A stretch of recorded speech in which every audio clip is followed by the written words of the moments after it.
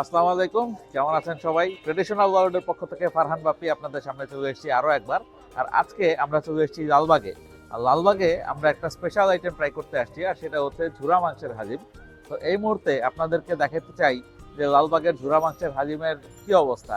তো চলেন আজকে লালবাগের ঝুরা মাংসের হাজিম খাই, আর খেয়ে আপনাদেরকে জানাই যে কীরকম টেস্ট।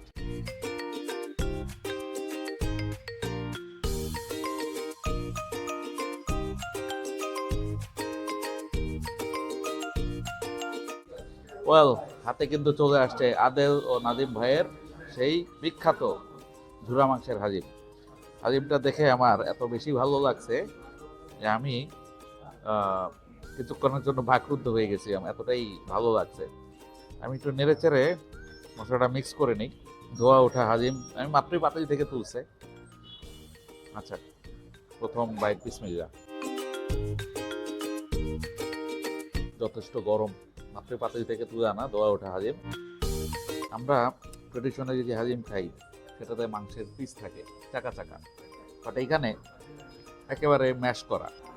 প্রতি চামচে চামচে বোঝা যাচ্ছে যে হাজিম চামচে রাখতেছে, এবং সাথে একটু টক ইউজ করছি। টকটা হাজিমের টেস্টটাকে আরেকটু বাড়াইছে। আমি একটু লেবু ট্রাই করি। আমি জানি না লেবু ইউজ করার পরে টেস্টের কি চেঞ্জ হয়। আরেকবার, সত্যি কথা বলতে বাংলাদেশের কোথাও এরকম হাজিম বিক্রি করে কিনা আমি জানি না, বাট এই হাজিমটা সত্যি অসাধারণ। এটা দেখে আমার এতটাই লোভ লাগছে, আমি আর কথা বলতে পারছি না। আমি হাজিমটা শেষ করে তারপরে আসছি। ওয়েল, আদিল এবং নাদিম ভাইয়ের যে ঝুরা মাংসের হাজিম, এটা খেয়ে আমাদের কাছে খুবই ভালো লাগছে। আর এটা টেস্ট ছিল অসাধারণ। আর সত্যি কথা বলতে আমি এটা ভুল করে ফেলছি, সেটা হচ্ছে আমি র হাজিমটা টেস্ট করার বদলে শুরুতেই আমি টক নিয়ে নিয়েছিলাম।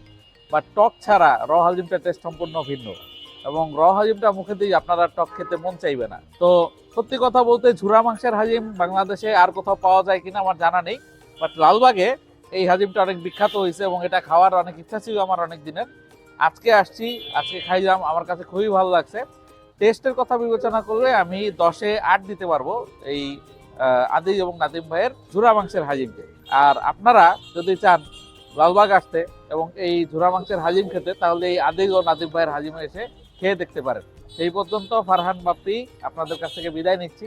পরবর্তী ভিডিওতে আবার দেখা হবে। Thank you so much. আর আমাদের চ্যানেলটাকে লাইক, কমেন্ট, শেয়ার এবং সাবস্ক্রাইব করতে ভুলবেন না।